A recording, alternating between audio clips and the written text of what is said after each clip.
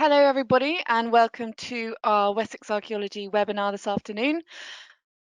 Before we start, I'll do the usual and I will introduce who we are. So I'm Maddie Gilbert. I'm the Communications and Marketing Manager at Wessex Archaeology. I'll be running and facilitating the webinar for you this afternoon. And then Bob Clarke, who's our research manager and an expert in Cold War archaeology, will be your speaker today. He'll be talking about Tempelhof and this turning point in the Cold War. And just to make you aware, this talk will be run a little bit differently today. Bob is visually impaired, so what I'll be doing is I'll be controlling the slides for him while he delivers the presentation. So just to be aware, when you hear him saying next, that's just him asking me to go on to the next slide for him. A little bit about Wessex Archaeology, just to give you a brief introduction to who we are and what we do. We are an archaeology and heritage company, and we're also an educational charity. So as a commercial company, what we do is we help our customers who are mostly in the development sector to manage the impacts of change and the development that they want to do on the historic environment. So before a new housing estate or a railway or an offshore wind farm, for example, is developed, our experts go in and they investigate the archaeology and the heritage of that site. So we look at everything that might be impacted to help the developer understand what they have to do with it. We record and we analyse what we find. And then we make sure all of that information is made freely available to the local community and also to the wider general public in lots of different ways. So as you can see from the pictures on your screen, we work in a huge variety of different environments. So offshore, you can see the underwater, the diver there, onshore and underground. So there's a nice one of Bath Abbey in the middle, and also with obviously built heritage. You can see on the top right, beautiful historic buildings. And we use a lot of cutting edge technology to help us do that. So for example, there's a drone there as well. Now, as an educational charity, community engagement is really it's really at the heart of what we do. It means that we can work with local communities and schools up and down the country, and we try and connect people with their past, and also use archaeology as a tool for educating people about wider subjects like culture and heritage and technology and science. So that is us in a nutshell. So to start the webinar, we're just going to play a very relevant film, which will last about 10 minutes and just give you a little introduction to the talk.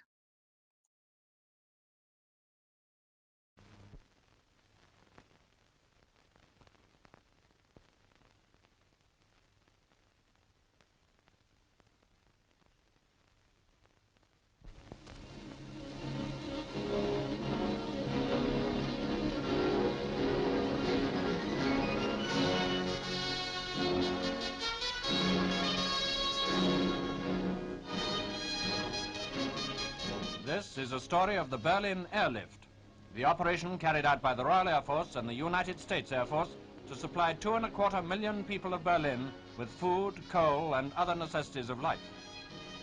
In June 1948, all road and rail communications between the Allied zones and the western sectors of Berlin were closed by the Russians. By the 28th of June, the only way into Berlin was by air, and the first RAF aircraft started this colossal undertaking. According to many predictions, an impossible one to maintain for any length of time, especially during winter. Aircraft began their ceaseless drone into blockaded Berlin, using all available airfields in the western zone. In the first 3 days, 500 landings were achieved, but with the aid of the United States Air Force, the number of flights rose by October to 600 per day. Sunderland flying boats of Coastal Command were ordered in to supplement the land-based planes. These took off from the Elbe at Hamburg and came down on one of Berlin's lakes. Food, still more food, and raw materials had to be poured across the aerial bridge into the blockaded city.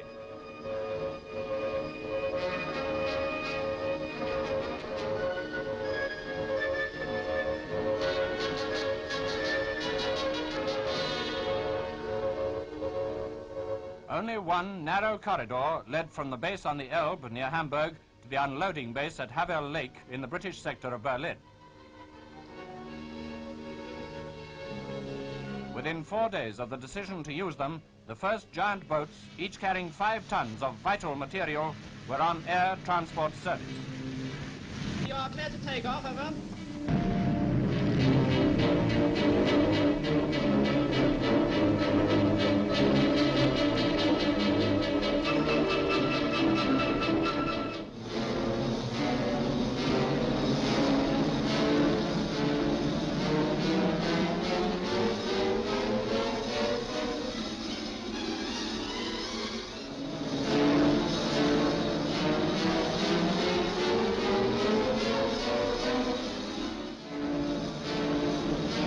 They were soon winging their way daily over the port of Hamburg, destination Berlin. Jolly, jolly sixpence, I've got sixpence to last me all my life. I've tuppence to spend and tuppence to lend and tuppence to send home to my wife. No cares have I to with me, no pretty little girl to receive me. I'm happy as a king. Past the Olympic Stadium and presently over the only power station left working in the western sector.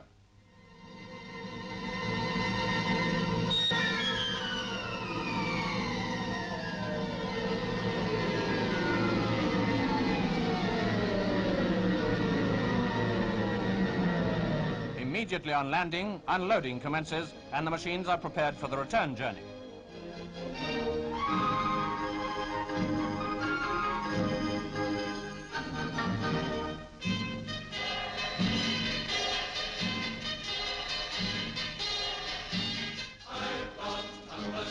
Jolly, jolly tuppence, I've got tuppence to last me all my life.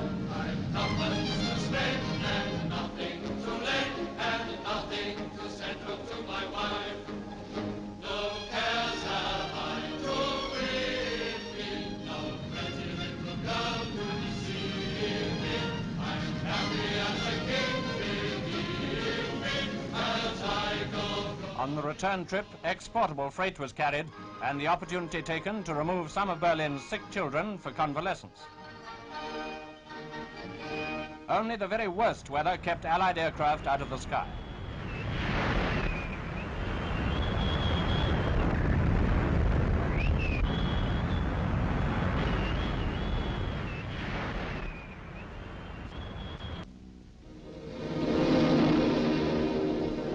Even through storms and mists, the hazardous chain of supply went on.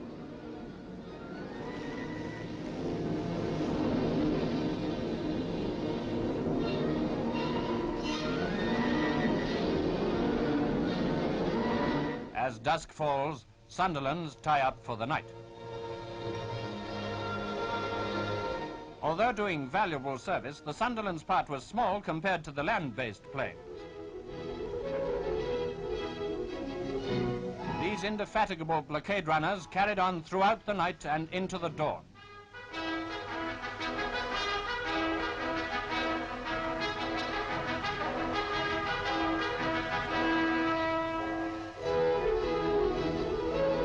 Night and day, week after week, it was a case of more planes, more food, more raw materials, shipped without pause from 8 different airfields in the Western Zone.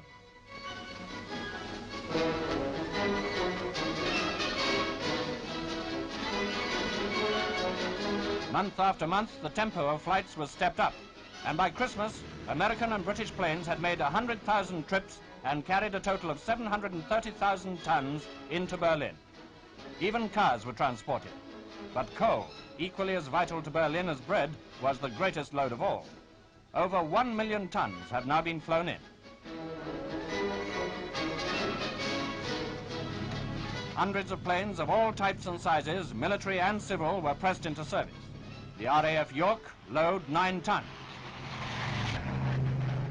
The Halifax over 6 tons. The Viking over 3 tons.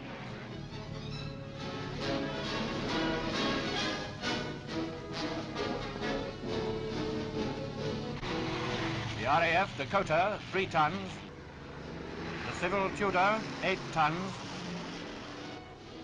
and what the Berliners call the grosser Tudor, 10 tons.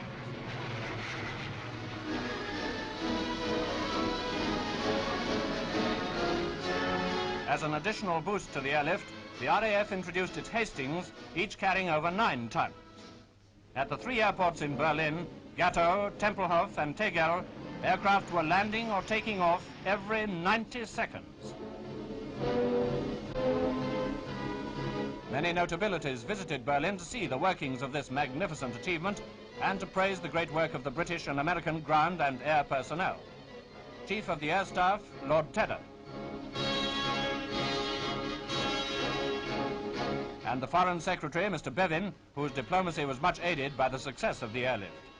He added his tribute when he visited Berlin on the eve of the lifting of the blockade in May 1949.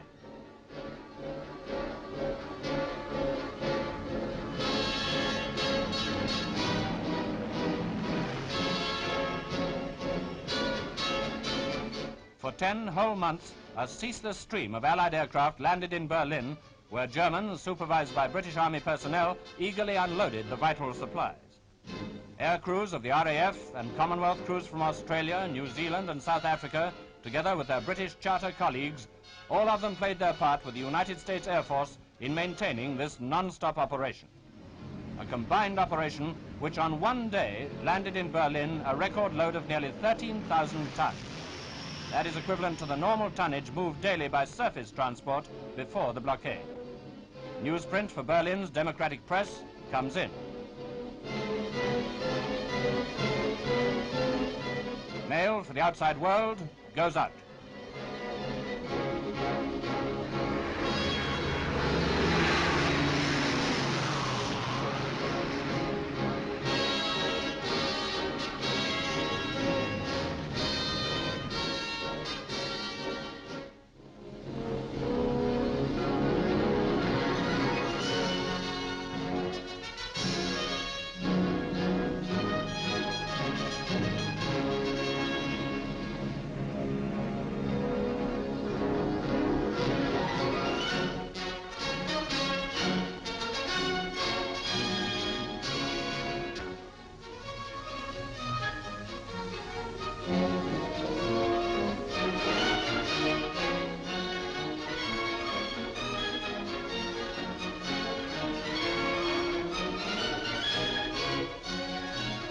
Yes, the life of Berlin has been maintained, but not without the loss of 43 airmen who gave their lives in this vital operation, the most outstanding transport achievement in the history of aviation. The airlift carries on.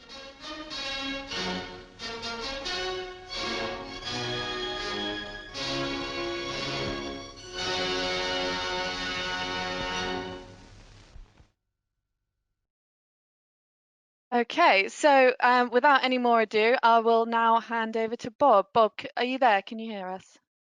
Hello, can everyone hear Yeah. me? Yeah, perfect. Brilliant. Yeah. Good morning, or is it afternoon for everyone? Right, okay, have we got the first slide up? There we go. Yeah. Okay, lovely. Right, so before we start then, I just want to thread through a few things that I'd like you to think about as we go forwards. First of all, that is an awesome film. I trust you'll agree. You know, in the true, you know, flag waving, stand on the table cheering sort of film. But what it chronicles is true. Allied forces really did keep just over 2 million people through a fairly mild winter, thankfully, alive in that city due to a Soviet blockade. And this is the first, not shots because it's the Cold War, but this is the first real aggressive action in Central Europe demonstrated by the Soviet forces after the Second World War. So what we're going to look at is we're going to look at pick some of the bits apart that we're on the film, but I want to give you a leading to that. So how do we get to this point? Quite briefly, another look at the Sunderlands, because the flying boats don't really picture in a lot of what's written about the airlift, and there isn't a great deal, it has to be said. And the reason for that, I think, is because the Americans didn't operate them. Good old RAF aircraft. So they feature in our Berlin airlift story, but not so much in the Americans one. But also, what were the consequences of the Berlin airlift? It didn't just start, and it certainly didn't just finish. It really set the tone for superpower relations, certainly in Central Europe, over the next 40 years. So I want to look at just briefly the impact that the airlift had on how we viewed East and West, moving on into the 50s and beyond. Another point I want to make is that this is a talk about archaeology, although it's a historical subject. Now, my thing is Cold War. I lived through it, or lived through most of it, as certainly some of you that are listening today will have done. You'll recognise parts of it. There are some salient pieces to it. The Berlin Wall going up, the Berlin Wall coming down, things like that. But it's how do we demonstrate some of this archaeologically? The wall going up and the wall coming down is a good example, because physically we know it was there. We have the line on the line around Berlin and through the center of Berlin. Some people have bits of Berlin Wall on their desk nowadays, because you can pick it up on eBay. I'm not so sure how secure that would be, but but certainly pieces are migrated around the world. And if you go to the Imperial War Museum, there is a slab of Berlin Wall. If you go to Duxford Air Museum, there is another slab. And around most museums of the world, there are parts of the wall surviving. So we have a physical representation that contextualizes all the stories that we know and the bits of film and everything else. With aircraft, aviation, and operations such as the Berlin Airlift, we have a bit of a problem, because how do we demonstrate all of it archaeologically? So that's just one thing that I'd like you to think about in the back of your mind, because people say to me, Cold War, is that archaeology? Surely it's history, but it's not, because we don't know everything about the Cold War. You can't do. The public record doesn't tell you everything about the Cold War, which is where people point us to immediately and say, well, everything's in the record. Well, actually, it's not. So there's some things to ponder. Okay, so I'll get on with it and see what you think. Okay, and please do set questions for us, because we like lots of questions. Okay, so 10 tons for Tempelhof. So a history, but with an archaeology in the background.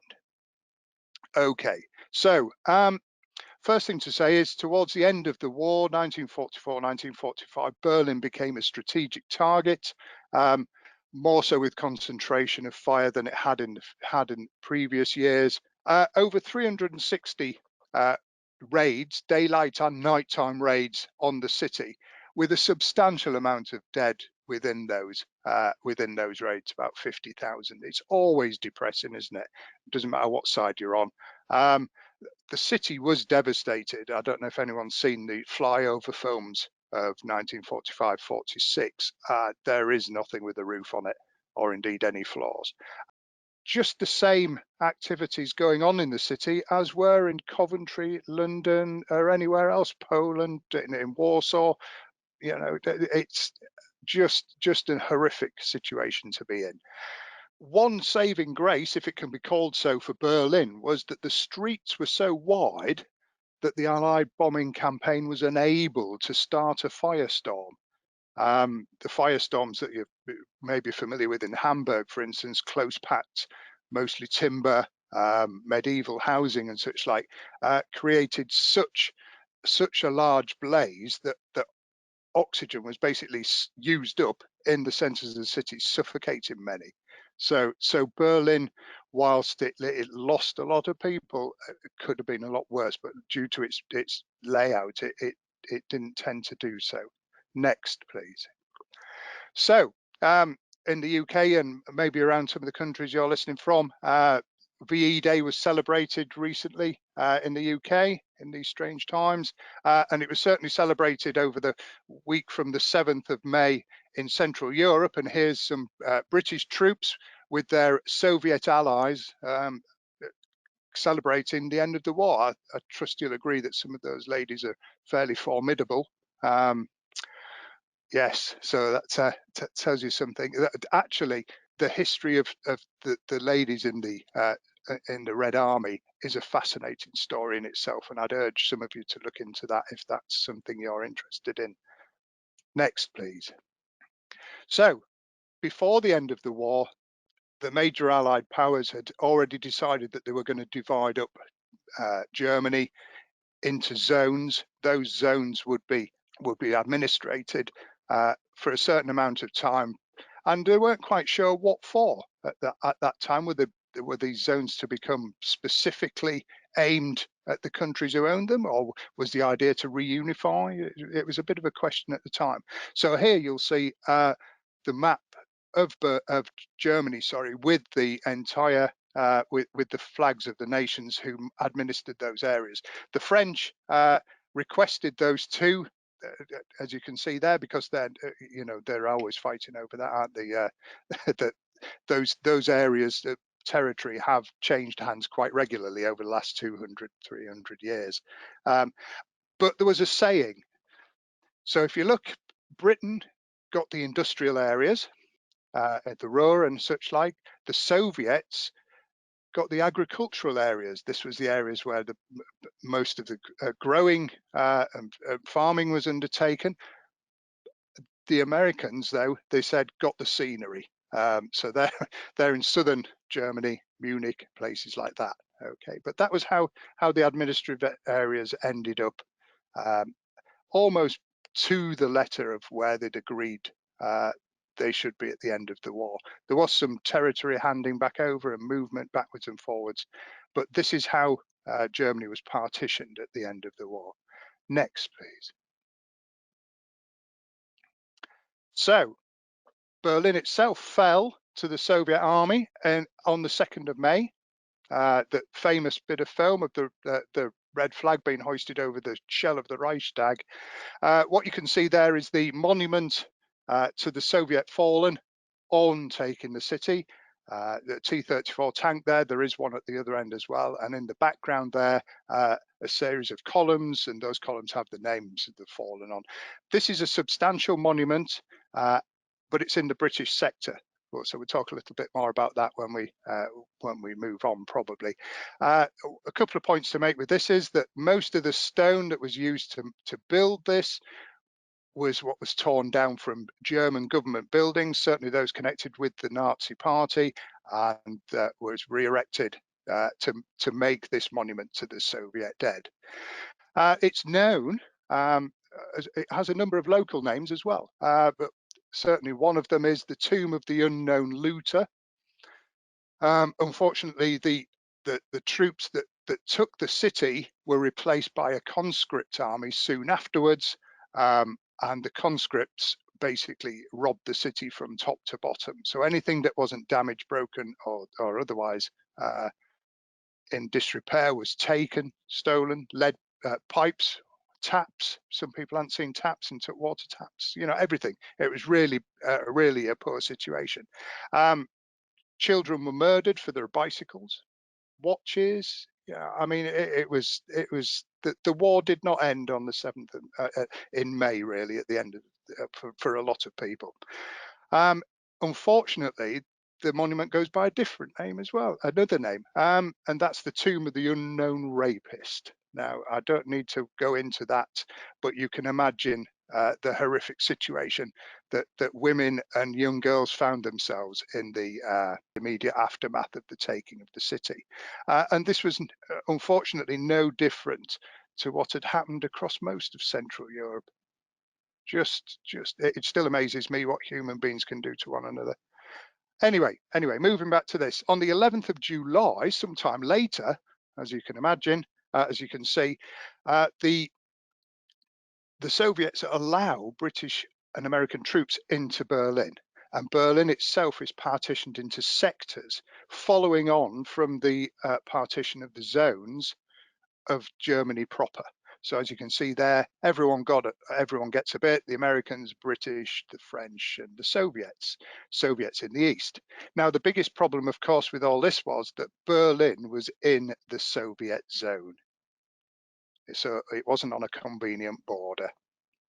The city itself had been wrecked, as we say, from one end to the other, but luckily the loss of life was slightly less due to the actual geographical layout of the place. This is the Brandenburg Gate, as you can see, with a board over it, the Ein Reich, Ein Volk, Ein Führer message covered over. So this is immediately after the taking the city, and as you can see, it is wrecked. This is a GMC truck in front. Colleagues of mine have looked at that and said, well, actually, that must have been a Lend-Lease truck that was supplied to the Soviet army, who then brought it back to Germany. It got this far before it ended up looking like that. But yeah, I trust you can agree it is a horrendous state to try and live in. Indefatigably, we end up with a mixture of activities going on. One of them was the brick ladies, and as we say there, for every Berliner, there's 39 cubic meters of or cubic yards as it is, yards of rubble. If you're going to rebuild the city, well, a lot of your raw material is already there. So wherever you went in Germany, and in other cities as well around Europe, people were seen taking down buildings by hand, knocking the plaster and mortar off bricks that were usable, and then restacking them ready for the rebuild. And as you can see there, that's exactly what's going on. Quite a substantial operation over quite a number of years. It was still going on in Cologne in 1950 when my mother visited. So that's, so that gives you an impression as to how that was. But the bottom line was, look at the conditions that some people were living in. Yeah, we're horrified by Yemen. We're horrified by other conflict areas at the moment. Exactly the same in Central Europe in the second half, well, the end of the second half of the 20th century. So somebody once said that Germany was like an ant's nest at the end of the war, and it had just been kicked over. Yeah, and ants were everywhere. Well, Germany was an ant's nest that had been kicked over pretty much. Refugees were all over the place. Slave labourers had been moved from their home countries right across Europe. Russian prisoners of war were working in Alderney, of all places, in the Channel Islands and places like that. So people were a long way away from home. Interestingly, the Soviet Union suddenly realized that actually, if we deport and inject more of these homeless people into the Western areas, it will place pressure on our once ally, now opposer to their view of Berlin, or of Europe itself. And as you can see here, you've got some people who are fairly malnourished, as you can see by the chap sat on the left there, drinking out of jam jars and such like. These are at a feeding station in Frankfurt, of all places. Yeah, and these are people that could have come from absolutely anywhere in Europe.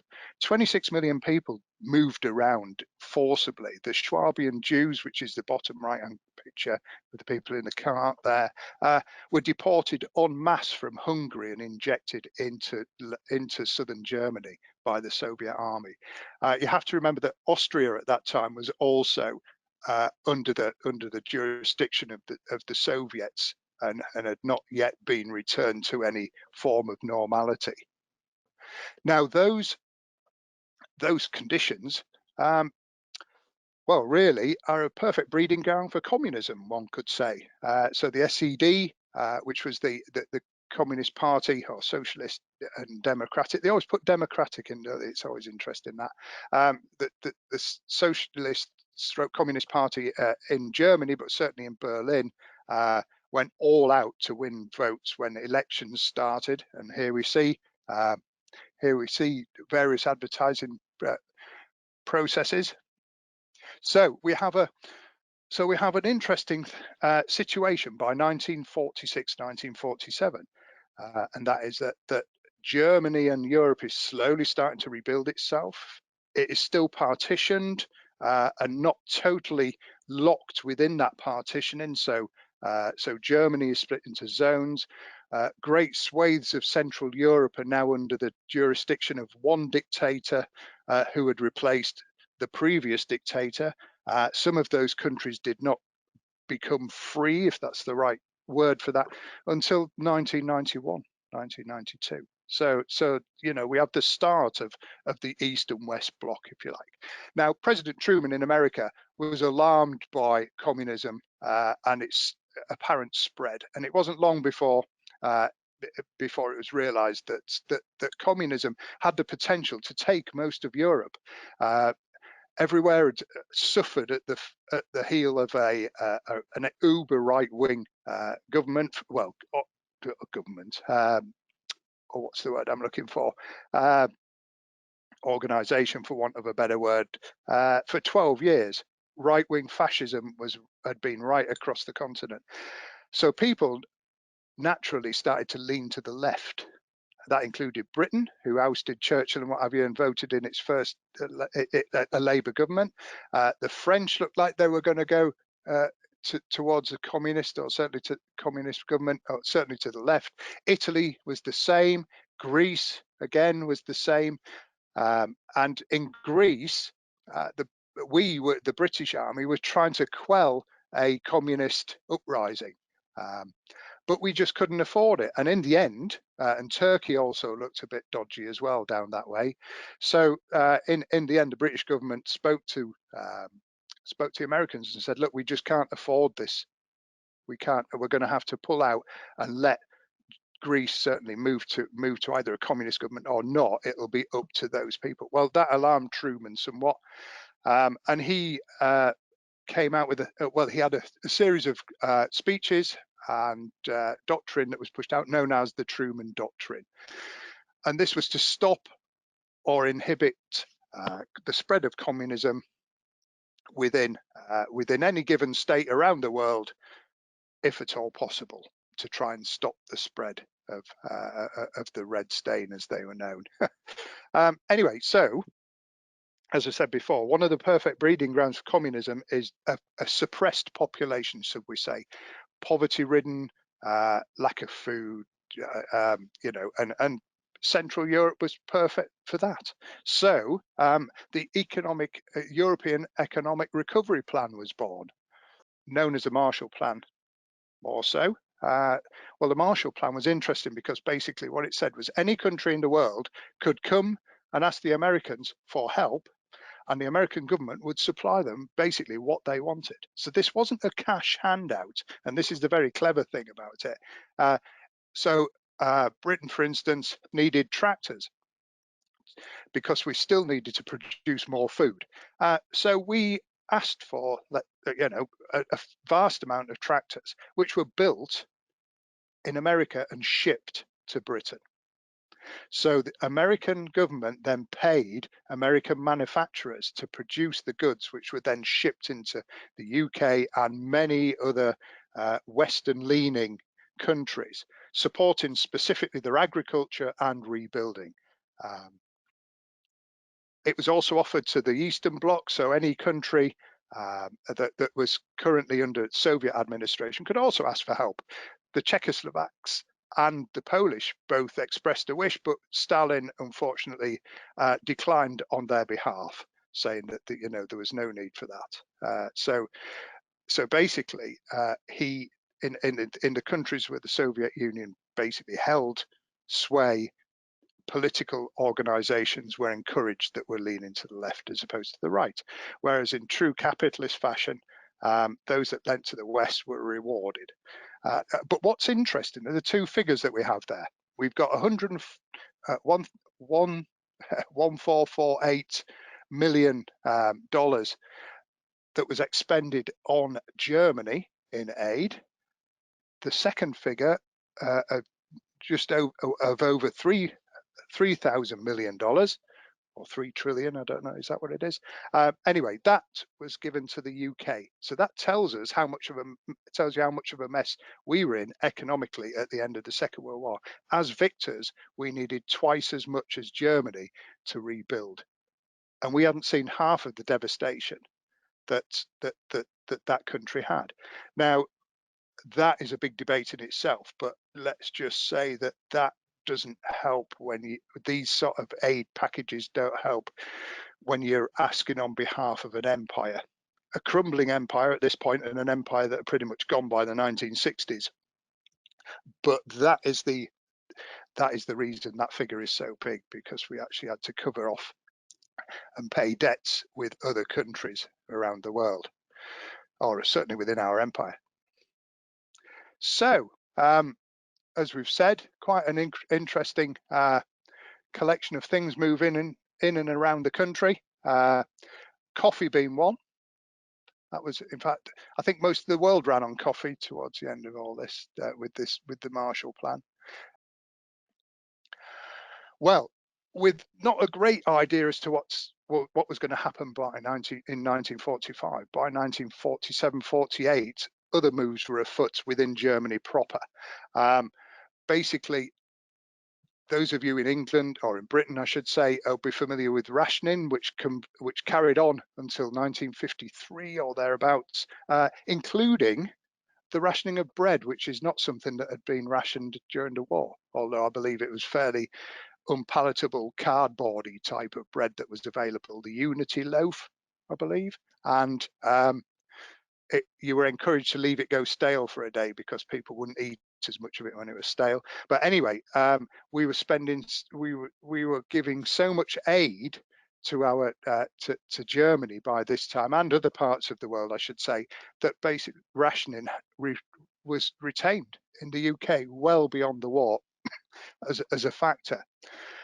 One thing we should do is we should aim to reunify, was the call. So the 4 zones became 2 in the end, which was known as a buy zone, which doesn't help with the third bit, which was the French pieces as well, that one piece did come back into Germany, with a capital at Bonn.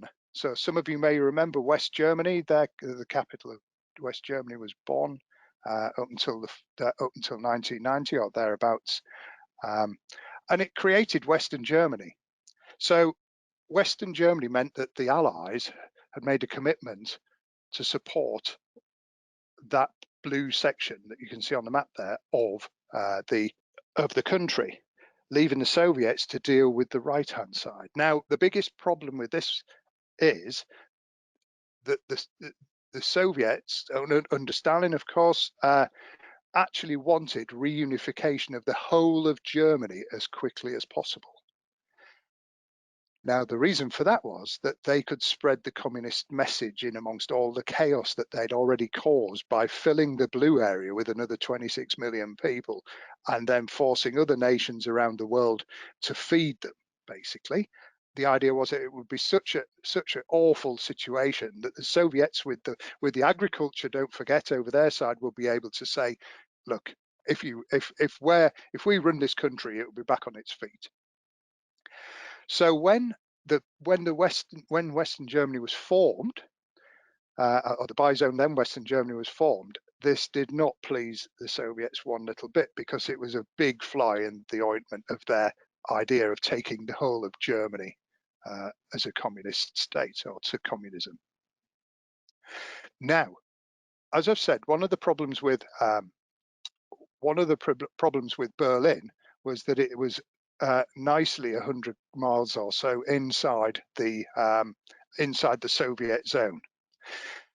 So the Soviets, of course, within Berlin itself, were not supplying food to those areas administered by the British, the French, and the Americans. So they had to take food in, and anything else that was needed for the rebuild effort and everything else. So 3 road links had been agreed to stay open at the end of the Second World War. Rail links were also available once they'd been repaired, and canals were another way of moving equipment and food into the city. And this was a substantial movement of equipment, men, women, everything else that you could think of, backwards and forwards every day. Now, as the buy zone took bite, the Soviets instructed checkpoint guards at the border and such like of the east and west zones, as east and west Germany, sorry, to have problems with paperwork, should we say. Drivers don't have the correct dockets. They changed permits overnight so that when the following day lots of equipment turned up or food turned up, it had to be turned away and basically what they said was, we're just going to make it a little bit more difficult. We feel that the border that has been imposed between the western zones and the eastern zone is the Allies' fault, so they should pay and have some problems trying to transit it. It's not our fault that you've decided you're going to create your own Germany. And so it looked like there was going to be a bit of a problem over Berlin in April 1948. And certainly there was. Politically, the government the Allied government that was running Berlin, the Kommandantur collapsed, and or partially collapsed, I should say, and food and such like was not allowed in.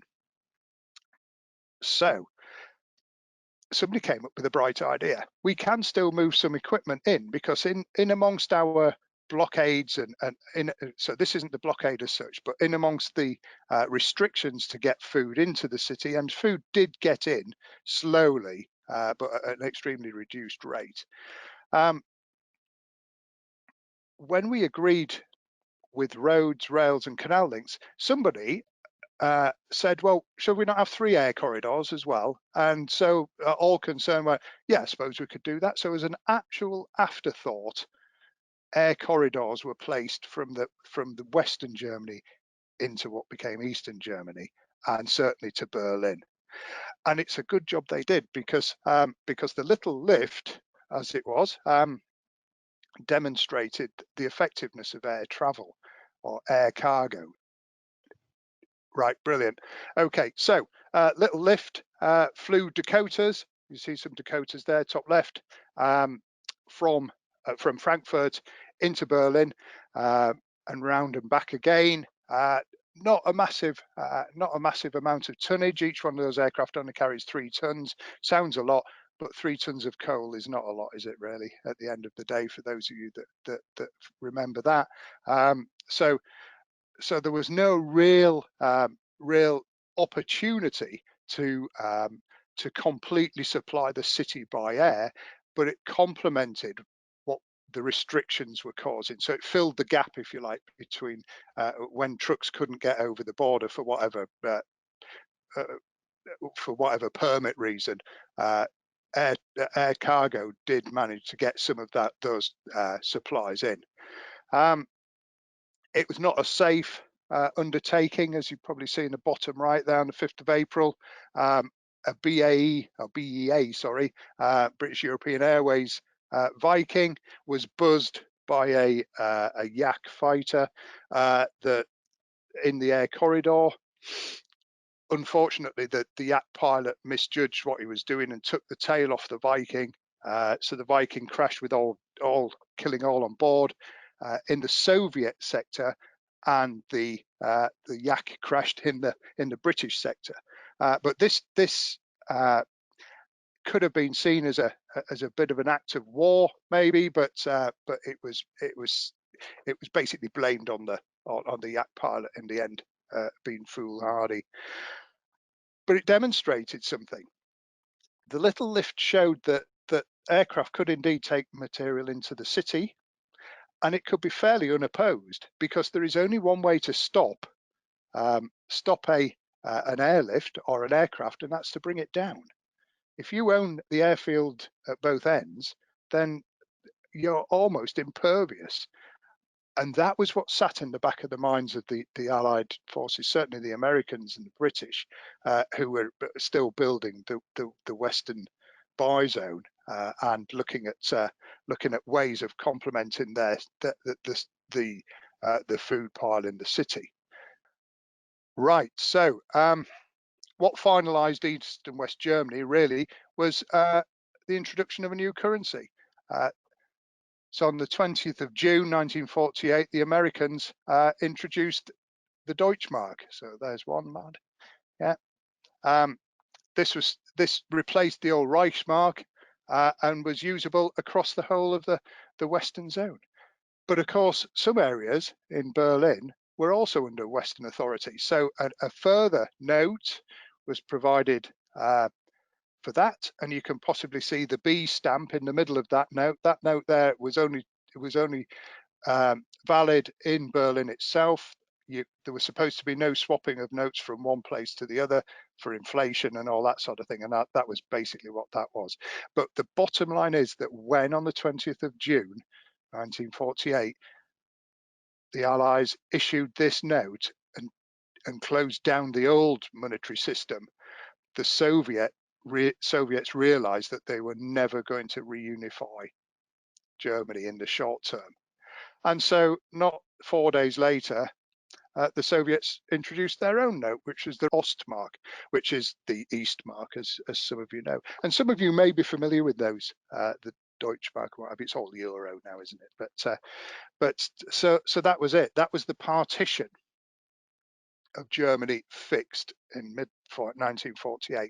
Well, of course, the Soviets were not too happy about that and decided that they wanted the Allied stain, which is the blob in Berlin, cleared and just turned over to them. On the 24th of June, the same day the Ostmark was produced or was placed in circulation, technical restrictions raised their head once again. Those had been tested out in April, but now they were physically there. As you can see, there's a railway line with a big dump of muck over the top of it. That would certainly stop a train, but what stopped rail travel even more so was the fact that if you took a railway line up, that was the end of that. So quite a number of the railway lines were just stripped of long lengths to stop traffic getting in. Border controls were the same. You know, there was no way of getting transport in now, and the canals all had obstacles sunk in them and waterways and such like, meaning it was it was impassable for water transport as well. And so the Berlin Airlift had to start. This was the blockade. This was the actual blockade of Berlin now. Well, General Lucius Clay, there he is, noted, he was the head of the Kommandantur as it was, and certainly the Allied forces within Berlin, noted, as we can say there, that we're not going to leave. You know, we have a right to be here, and we're going to stay. We are not going to be forced out by the Soviets. That was a bold statement, considering they were marooned quite a distance inside an unfriendly country. Privations in the city itself were quite severe. Young lady in a bath there, nothing implied, but you can see the light that she has, the gas light, the oil light, sorry, with the mirror behind it to produce more light in the bath. The restrictions were such that there was only electricity for so many hours a day. In fact, interestingly, some of the wives, because by then some of the wives, certainly of the American servicemen, were also living in this occupied city with their husbands. And there is talk of moving a roast dinner around 3 or 4 houses as the electricity went off in one area and came on in another to get the roast cooked. So I can imagine what that was like by the time they got sat down to eat it. But of course, not everyone had a roast. This is the point to make. Also, that we have to look at who was actually in the city. So as we've said, women, children, not many women, even towards the end of the Second World War, were drafted into fighting in Germany. There was some last ditch things, but basically it was a male occupation. So we had women, young children, and disabled servicemen returning from the war, populating most of Berlin at this time. Any able-bodied male from the age of 13 upwards had usually been moved to Russia by now to start rebuilding. Moscow is an interesting place for those of you that've been or might be familiar with it. The Stalin wedding cakes, as they're called, from the 1950s, the Moscow State University, which is one, big block tower in the middle with 4 imposing towers around it. Most of those were built with German slave labor, and quite a number of them were built with material that was taken from Berlin and various other big buildings to make a statement that, they are building a communist world on top of a dead fascist one. So some quite interesting archaeology there, if you want. So the city was full of people who were very vulnerable. That's the bottom line with it. Of course, privations were such that that looting was becoming a bit of an issue. So people would feed their family any way they possibly could, and that led to obviously a massive black market and some rather unsavoury practices going on in this city and others. So people were very vulnerable, and these are some of the, don't forget, these are some of the situations that the communists want to place people in, so that they will come over to them in the end. Well, Ernst Reuter, who had just become the mayor of Berlin, but probably not on not holding much sway in the Soviet area, decided that that they were going to stand. Interestingly, Reuter was a communist before the war. He mellowed somewhat. And he spent time in a concentration camp before leaving and taking up residence in Turkey just before the outbreak of the Second World War proper. Came back to the city in 1945 and worked his way up through various Western government blocks, offices, until he became, as I say, he became the mayor. And Reuter is a famous name now, in so much as he called a rally which outside the burnt out Reichstag, as you can see there, and don't forget the Reichstag did not become the seat of Parliament again until 1992, I think it was.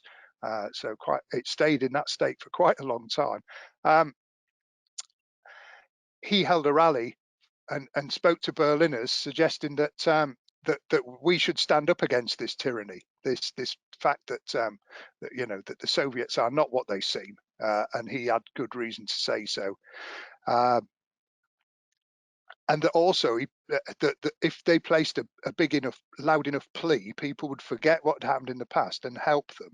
So here we are with General Lucius Clay on the Allies side, saying that we shouldn't be leaving Berlin. We should make a statement now, because it's clear that the Soviets want to move further into Europe. So if we make a statement over Berlin, we could actually stop them doing that or make them think twice. And the population also saying, please, world, will you save us? We will stay committed to you, but you must be committed to us. And so in short order, the airlift starts. Now the airlift starts, as it did do, from 8 bases across the Western zones, or the buy zone, I should say, into the 3 airports, 2 airports as it stands at the moment, at this time, in Berlin itself. Quite a few names for them. Operation Vittles, the American side. Well, Vittles speaks for itself, doesn't it? It's, moving food backwards and forwards. The British, though, had a slightly different approach to this. Eventually, our operation became Operation Plainfare, but it didn't start out like that. Originally, it was called Operation Carter Jonas for some bizarre reason, until the Soviet press picked that up. And when they picked it up, they reminded people that that Carter Jonas at the time was a big British removal firm, and it looked like the British were actually moving out of Berlin. So they changed the name of from Carter Jonas to Operation Knicker. Well, of course, you give troops any opportunity and they'll take a mile. So all the Jeeps and Land Rovers and everything else had ladies' bloomers tied on the on the aerials and things like that. So actually, in the end, the government got in control of the naming, and so the British operation became known as Operation Plainfare, not Operation Knicker, although it's lost a bit of its razzmatazz, hasn't it, at that point. So Plainfare and Victuals were the two operations from our good selves and the Americans. So where did they fly? Well, they flew into Tempelhof, which is right in the center of Berlin. Tempelhof has just closed actually as a flying field, I believe. But the impressive structure that was built by the Third Reich early in the 1930s, or started early in the 1930s, has been retained. Here you can see a bit of the devastation of the city as well, and some of the pockmarking on the grass airfield itself. So Tempelhof was operated by the Americans pretty much as a fly in and fly out basic field, and then was taken in by Operation Victuals. Gatow was in the British sectors. RAF Gatow, as it became, was a Luftwaffe base beforehand. Gatow was retained in operation until 1992, I believe, 1993, as our link with Berlin. But it became the focus for the British and others, and the civilian flying that flew into the city. So that's two airfields that were actually there at the time, with pockmarks needed filling and some infrastructure needing repairing. But basically, with an airfield, with aircraft, what you have to remember is, as long as the landing surface is okay for them to land on, and they've got enough infrastructure, fueling, basic servicing, turnarounds, that sort of thing, to actually deal with them when they're on the ground, that's all they need. So archaeologically, again, they're a bit of a rare beast if they're only flying into something and leaving again. They're not actually leaving much evidence. Anyway, so that Tempelhof and Gatow were already extant, but the French had a cunning idea as well. The French said, we have two areas that form our sector up in the north. We'll build an airfield. So what they did was, they first of all, they went slightly over the Soviet border and demolished a load of listening stations, which didn't please the Russians very much. But there was no action afterwards, so it remains to be seen how that was really taken. But the point to make here is, at that point, when we say moved over the border was no more than a little fence line or nothing at all, or a white painted line in the street. Don't forget, the Berlin Wall didn't appear until 1961. So people could freely move around the city. And this is one of the things that the Soviets did.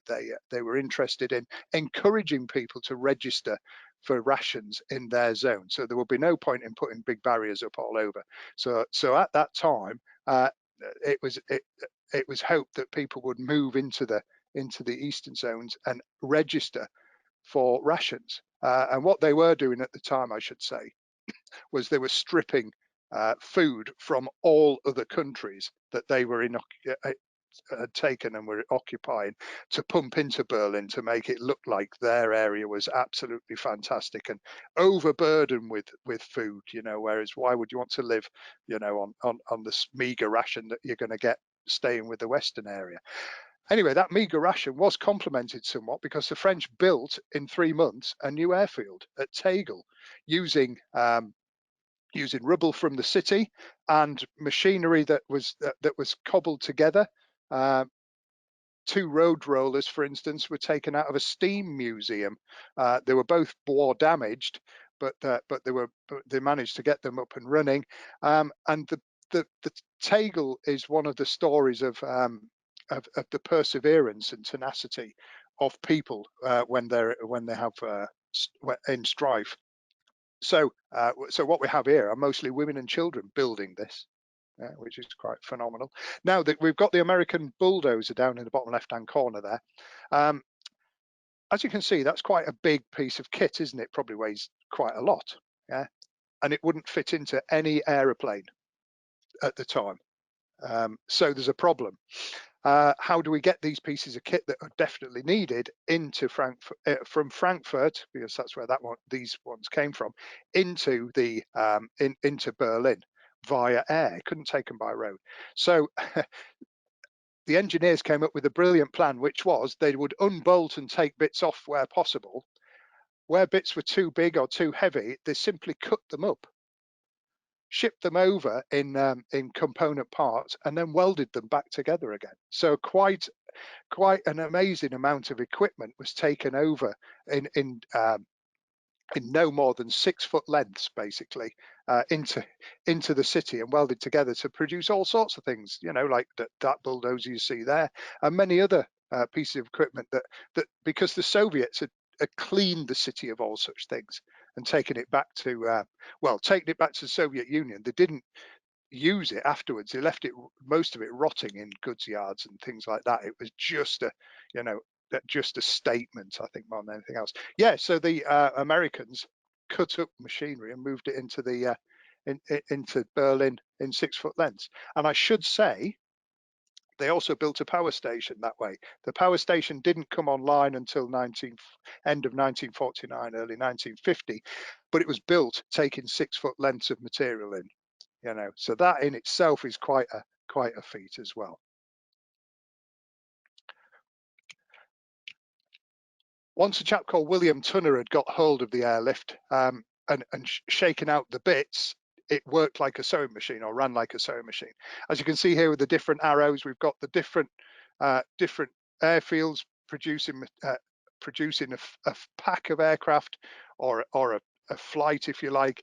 Those aircraft will fly in to a given airfield and then fly out via a different route back to their home base. By doing this, there was a cyclic motion through the city and back to western bases, and then back to the city and then back again.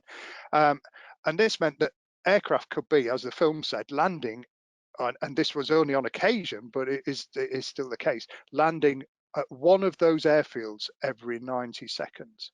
Now, that's an incredible turnover. That's almost like modern movements at an airfield nowadays, isn't it?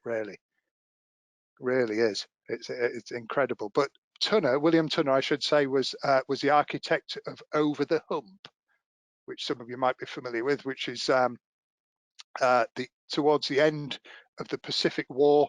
The communists were, and slightly later, the communists, of course, were trying to take over in China with Mao and his 10,000 mile march, which was probably more like 2,000 miles, but we won't quibble over that. Tunner and the Americans were trying to prop up Chiang Kai-shek's government, pro-leaning to the Americans, and Over the Hump was flying military equipment from India and places like that over the Himalayas and into China. And so Tunner was logistically had a brilliant logistical mind, and was able to apply that to this process, making it such a success. Also, this provides the first real testing of a substantial air traffic control system, which was in its infancy at the time.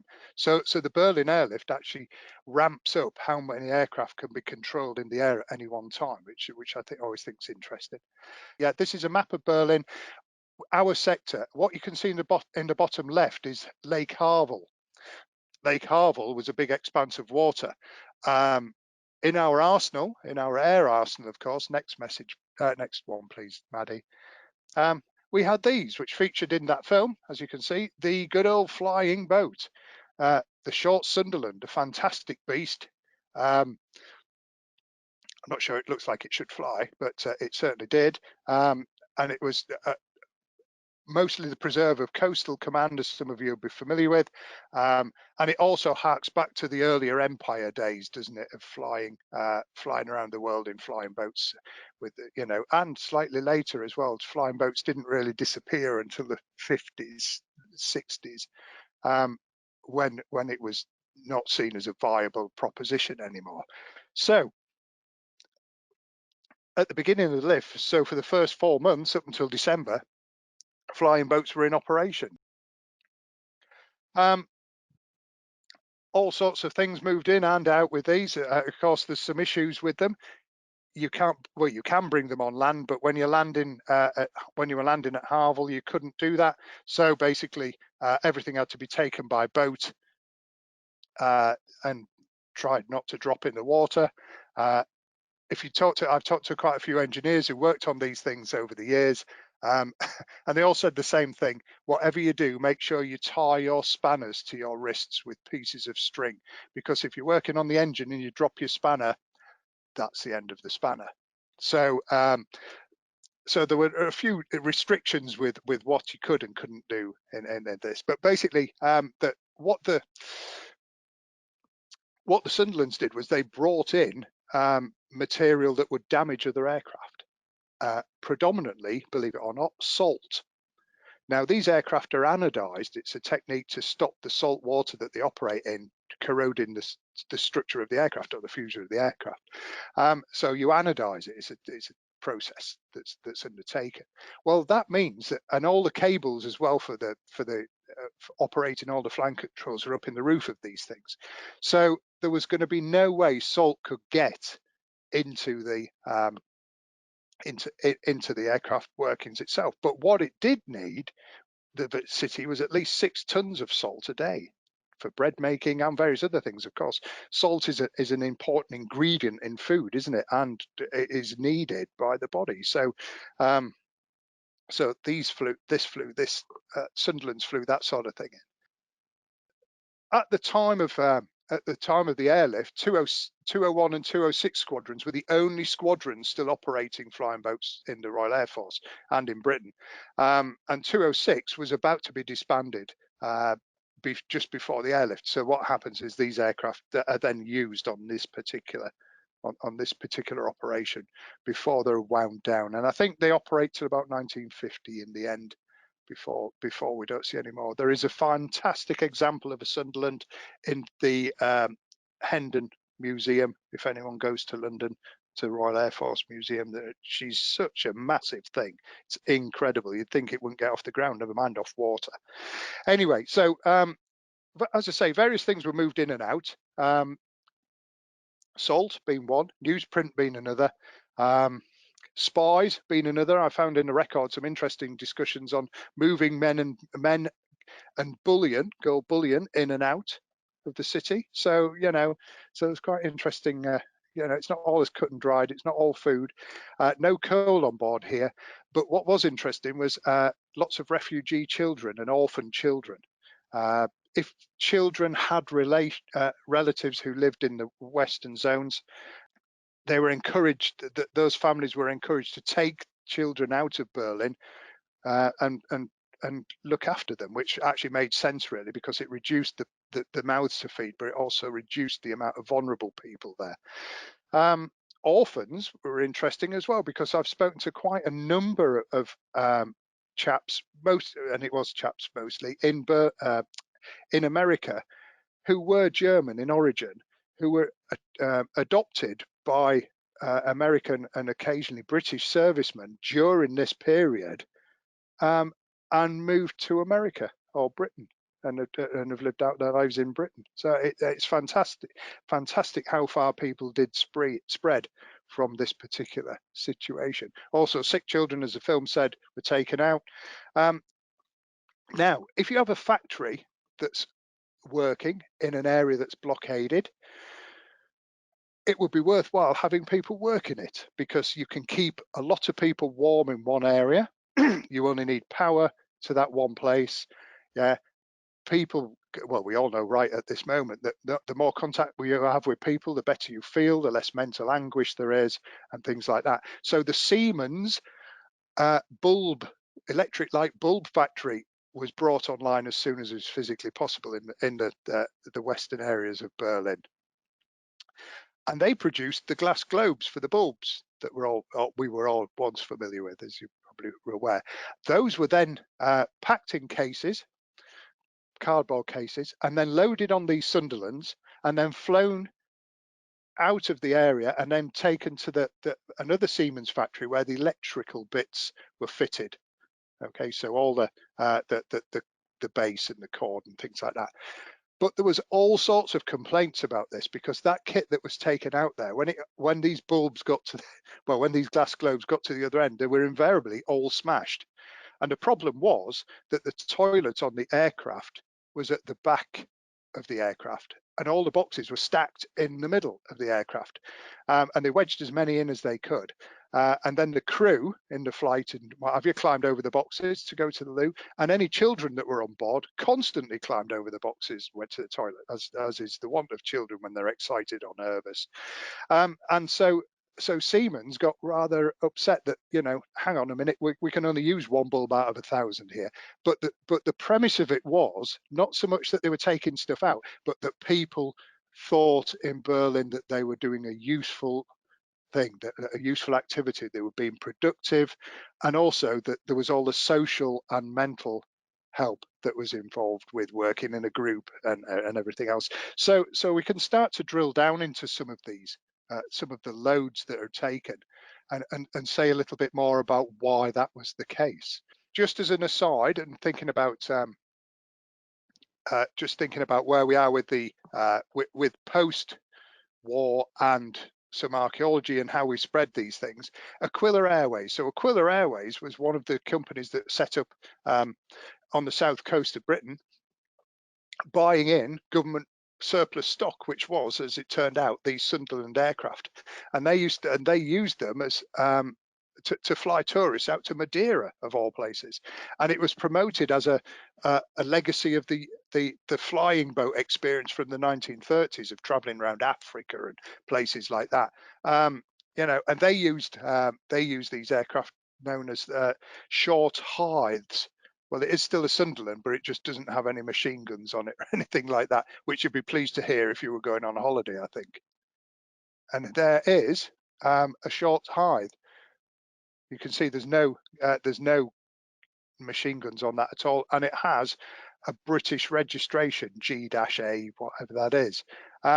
This particular aircraft flew in quite a number of things. In, was it 632 sorties, or no, tons, sorry, in 118 sorties. So that's quite good going. Now, just before we go on to the civvies, which is this particular one, we should say that the airlift, the waterborne aspect of the airlift finished in December 1948. The aircraft were useful for moving odd loads, as we've said already, but they weren't very efficient. And by December, it was clear that the winter was not going to be as bad as it thought it was going to be, but it could turn nasty in February and March. So more tonnage was needed to be pumped into the city. The other problem with, of course, Lake Havel and the Elbe, where they were operating from in northern Germany, was that they froze over. And a flying boat does not work well on a frozen lake. So that was the point where the Sunderlands basically left the operation. So Operation Plain Fair lost one of its more picturesque aspects. And some of the servicemen that were involved lost some of their more favourite picking grounds, because all the nurses and young ladies used to go and watch the aircraft come and land on Lake Havel. So where was the best place to go and share your ration cigarettes and things like that, and maybe go for a drink afterwards? So yeah, so that was the demise of the Sunderlands anyway. Now, 1948, you would think there'd be still lots of aircraft around from the Second World War. Well, we couldn't be much further from the truth. There was aircraft around, but most of them were unserviceable. Vast swathes of them were stood in breakers' yards, ready to be recycled. And so there was no real possible way of generating them. But at the end of the war, some enterprising pilots and crews had decided they were going to buy their aircraft, or buy some aircraft of the type they were familiar with, and operate them as postal services and freight and cargo and this, that, and the other to fly around Europe. Lots of entrepreneurs set up this way, aided, interestingly, by a chap called Freddie Laker, of which some of you might be quite familiar, in the 1970s, the first king of low-cost airlines with Laker Airways. Anyway, so aircraft were available to buy, but aircraft were also starting to be remanufactured again. So what we've got here is, on the top right, we've got a Tudor, and that's an Avro Tudor, which is built by Avro specifically for the civil market. And then in the bottom left, we've got a Lancastrian. I think it's a Lancastrian, yeah, which is a Lancaster basically, derivative. It is, yeah, which is a civil converted version. So you can see there's two different ways now, different aircraft that people are operating. So civilian operators then operated a ragtag and interesting collection of these aircraft. This is an Avro York. Now you might be able to see the Lancasters stood there if you ignore the fuselage. The wing section and the tail are Lancaster, but the fuselage is quite substantially bigger at the front end, meaning that the aircraft could yaw around a lot. So that's why there's a third fin in the middle. Now, I spoke that, so this is a Lancaster derivative, basically, with a new fuselage. Now, these were used to carry coal, up to 8 to 10 tons of coal in sacks. Now, to operate them, to operate these at maximum efficiency, what would happen is that the load would be filled. So you'd have up to 10 tons of coal on board, and then the wing tanks would be filled to the brim with fuel, effectively producing a flying bomb that could burn for a week. So what so the reasons for that were twofold. One, we needed to get as much coal in, but also fuel was needed in Berlin. So the aircraft would take off at a maximum all-up weight from the western area, fly into Gatow, land. It would have used enough fuel to make a landing safe, still a bit hazardous, still a bit heavy, but safe. Ground crews would descend on it and race to empty the thing as quickly as was physically possible of coal onto. And there was races, and Tunner was clever. He pitted one crew against another. There was tallies for each airfield, tallies for each crew. You know, there was bottles of beer involved with it, which also always motivates fellas. You know, things like that. So he built a race and a challenge into this. So they cleared the coal out of the aircraft, and then the aircraft was defueled. They pumped out as much fuel as they could out of the wing tanks. So there was just enough fuel left in it for it to take off from Gatow and get back to the station in the west. Well, as you can imagine, there's problems with that. So next, please, Maddie, and it should show the crash. So bottom left, we've got the same aircraft when it came to grief on the way into Gatow. Because of its all-up weight, when it was coming into land, it was just too heavy to stay in the sky. The pilot, they think, probably got the airspeed slightly wrong, and the aircraft stalled at the end of the runway and crashed. And the crew were killed. 45 crew and ground crew were killed during this operation. Not all through air crashes. As you could probably see with the picture of the York there, it has a tail wheel, which means it's very difficult to see out of the windows when you're taxiing along.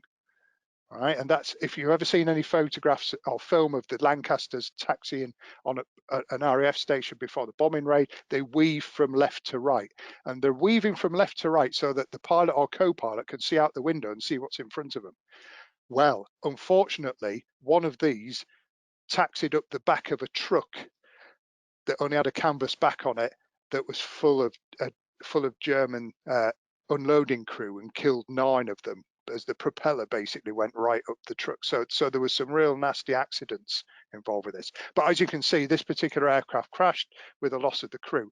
What is interesting is the fact that you can also see German crews picking up all the coal.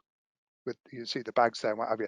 So even though the aircraft had been lost, there was still an opportunity to get some coal out of this, and so it was still cleaned of the cargo to get that into the system in Berlin. So if we look back at the city, we've already experienced the fact there's no power and such like.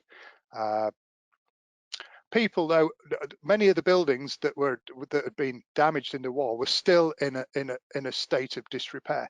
And you may see in the bottom left there, I think it is, there's people living in cellars. You maybe see the chimneys coming out of the cellars, if that's the right picture. I think it probably is. Yeah. And in the top right, of course, we've got Black Market. Black Market was always favourite. If you could get coffee, that was a valuable commodity, as was cigarettes, as you would imagine. Talking to some of the ground crew that worked at RAF Abingdon near Oxfordshire, they serviced these the York aircraft when they came in, having done 200 flying hours. Every so often, an aircraft's like a car. Every so often, you need to check some things on it. So they do it in flying hours. And every 200 hours, the York flew back to the UK and was given a primary service at Abingdon. And what was interesting was on that flight, that is where all the Leica cameras and things like that were stashed on board from the city and flown in to various people who were waiting for them at Abingdon, who would then flog them. And then they were put back on board, loads of tins of coffee and cigarettes and all sorts of things like that. Now, in theory, customs and excise were interested in such activities, but in fact, it didn't really matter. People didn't worry too much about it. So yeah, so there was even contacts in the black market spreading across Europe, a bit like a mafia, if you like, with people supplying their comrades at the other end with more easily transferable goods, should we say. Watches as well were an interesting thing that came into Abingdon quite regularly, I believe. Because the housing situation was so bad, people were still living in obviously temporary accommodation. Here we are in some extreme 14-foot Nissen huts. These are two stills from a film that was shot by the burgeoning BBC at the time, on conditions in Germany and certainly in Berlin. And here we are with, as you can see, there's the outside of the huts and there's the inside. Very personal. No private space whatsoever. And at the time of the lift, there was no way that you could build up the housing stock in the city to make it livable. So these conditions prevailed up into the 50s in some instances.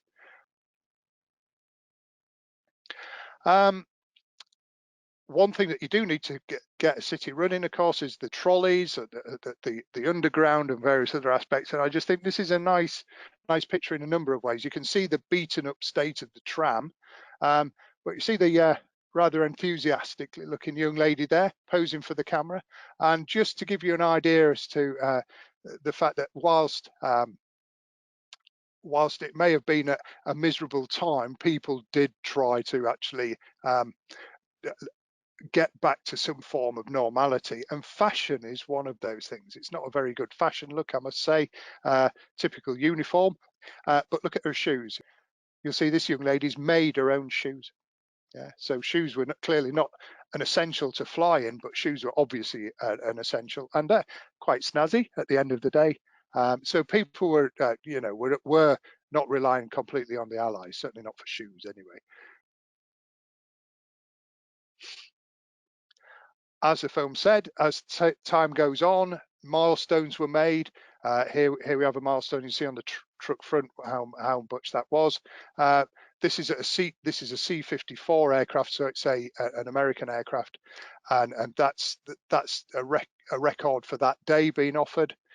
If we go to the next one, we've got a Hastings aircraft. This is a chap called John who lives down in Bristol, who's still around, who allowed me to look through his archive, which was fantastic. The Hastings was a tail dragging aircraft, and it was a brand new aircraft for the Royal Air Force.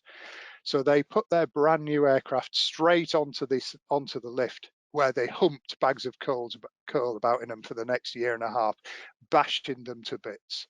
Now, the Hastings carried on as a transport aircraft in the Air Force till the early 1960s. And whenever they went in for servicing, didn't matter what time it was, whenever you jacked the aircraft up and took it off its wheels and moved anything, piles of coal dust would fall out of the thing onto the hangar floor.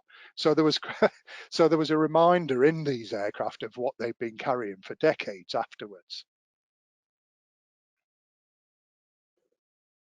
By February, the millionth ton had been flown into the city. This is at this is at Gatow. Now, there's a point to remind you of here, and that 1 million tons has come in loads of 3 or 8 to 9 tons, maybe 10 if you're lucky. So that tells you how many flights there've been between the end of June 1948 and the end of February, or the middle of February as this is, 1949. That's half a ton of supplies for every Berliner that stayed on the western side. When you put it into figures, that includes coal, bread, salt, very newspapers, all sorts of things, keeping them alive and keeping them going. So that is an incredible amount of tonnage. So here we are. Here's a Schultz cartoon. These every day there was a magazine. Well, it was basically an airlift news promoted, or printed, I should say, which is just 2 sides of A4 with what was going on in the airlift, given to all the ground crews. Now, there's a reason for that. First of all, each one of them had one of these cartoons in, or usually had a cartoon in from the American cartoonist here. As you can see, it's a Texan aircraft. But also it had all the facts and figures from all the other stations and all the crews. And it was encouraged, as I said before, it was there to encourage competition.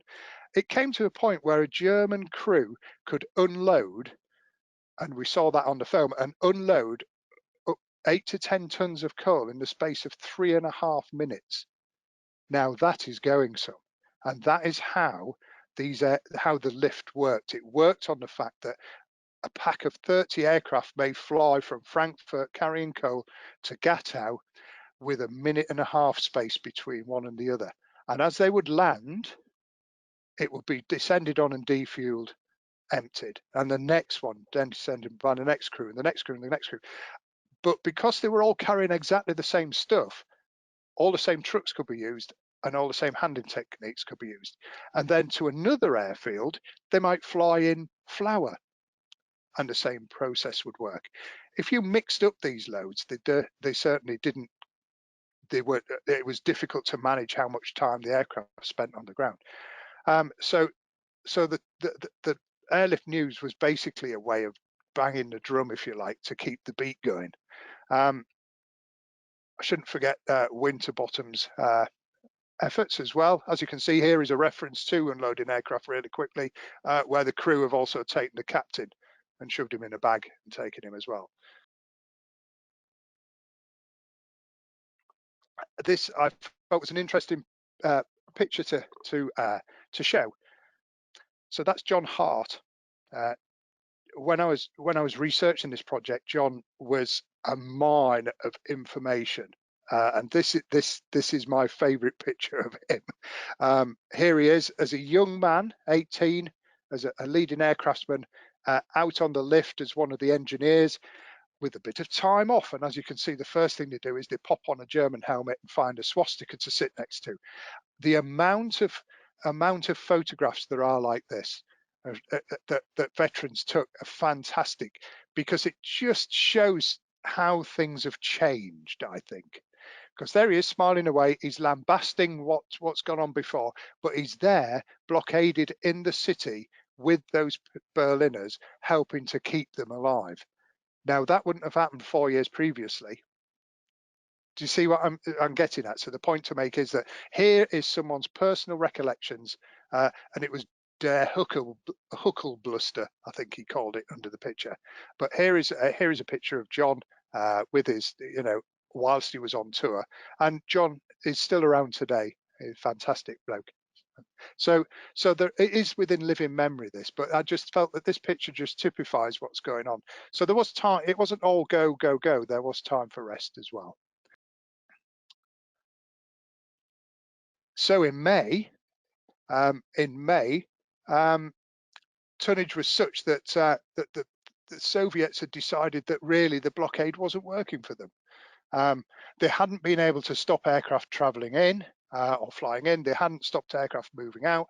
They hadn't stopped the movement of medicines, people, supplies or anything really, and they were looking fairly bad. That was the bottom line. The appearances of such was that now that because of the lack of loss of life on this endeavour, it was clear that that the Soviets were just being petty, to put it mildly. And so by May, restrictions were eased on the roads just overnight. There was no real this is going to stop or or anything like that, as is so often the way with an extremely bad political decision. The best thing to do is give it a good stiff ignoring, and that's what happened here. The restrictions were lifted, and this is here's supplies now going back into the city by road. But the airlift did not stop, and there was a reason for that. The airlift, as it was as plane fare and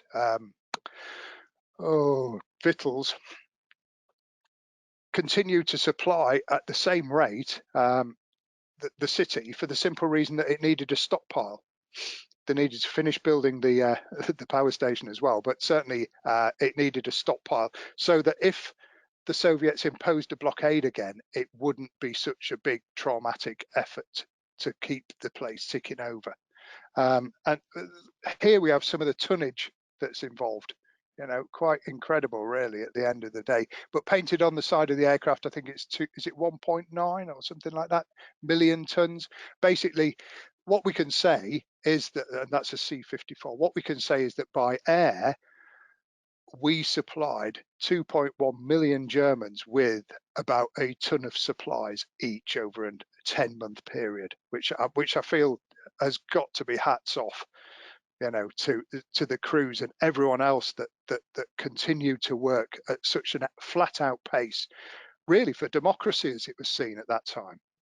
And so the city then, I wouldn't say is saved, but is certainly restrictions are lifted, roads are unblocked, trains start again, and we end up with the sealed train, if you may remember, backwards and forwards, and all these things run up until the 1990s. So here's the tonnage for you. So we've got, well, you can read the numbers yourself, but the Americans flew in an incredible amount, 1.7, nearly 1.8 million tons. What I think is interesting is the fact that this car is clearly bigger than 6 foot, and what you're seeing here is an aircraft called a packet. Now, the packet could take that as American aircraft. The reason they didn't use some of these big transporters, and the Americans had a thing called a C-74, which could carry about 26 tons. The reason they didn't use those was it was actually more efficient to use the smaller aircraft on such a rapid turnaround than it was to bring in a big monster and have to change it and have to unload it as it stands. So as we can see there, in over, what was it, 277,000 flights, 1.7 million tons brought into Berlin by the Americans, 87,000 flights by us, and over 500,000 tons brought in by us in the lift. This is an incredible amount and an incredible achievement, and a reason, as I've said before, why rationing stayed in the UK until the 1950s. So that's the airlift. I just want to run through a couple of these, just because we're interested in archaeology, aren't we, as well? How does the airlift fit into the Cold War is the question we've got to ask ourselves.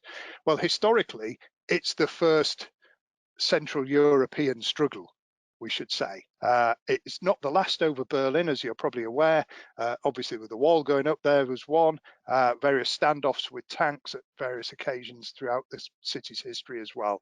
But it's to the airlift is a background itself to this nuclear warfare, and it was the Cold War that obviously typifies the threat of the use of nuclear weapons. Now, What we haven't mentioned are the aircraft known as silver plates. So at the same time that the airlift is getting started in 1948, Truman sends over B-29 silver plates, which are a fairly big American bomber, into the UK, to RAF Waddington and Scampton and places like that. Well, they're known as the atomic bombers because the silver plate was modified to take an atomic weapon. Now we're still debating whether atomic weapons actually came over in 1948 or whether they didn't. But one thing the government did was it made sure that the silver plates was leaked, well, not so much leaked, but was whizzed onto every front page of every newspaper in Britain. Now you can imagine that soon got across to the Soviets that the atomic bombers had arrived in Britain. Well, that sends a clear message, doesn't it? And I wonder if that was one of the reasons why Stalin's and the Soviets' viewpoint was fairly passive throughout the whole of the lift.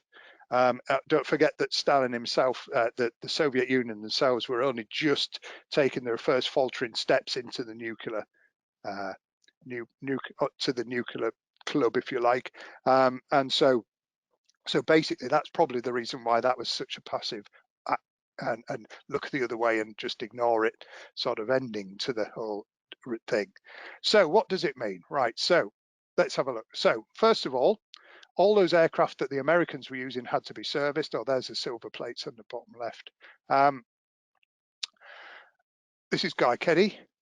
Guy Keddy is another serviceman I spoke to on and off whilst researching the book. He went on to work for NASA, became a rocket scientist, and I believe is still going. Here he's at Burton Wood on a day to Blackpool, and this is what the untold side of the Berlin Airlift. So basically, at RAF Burton Wood, all aircraft that needed servicing from the Americans were flown to Burton Wood for their 200-hour checks, and they got those 200-hour checks down to 24 hours. Which was just as quick as loading and unloading at the other end. So they pumped masses and masses of American servicemen back into Britain at a time when most of the RAF stations the Americans had used were closing up.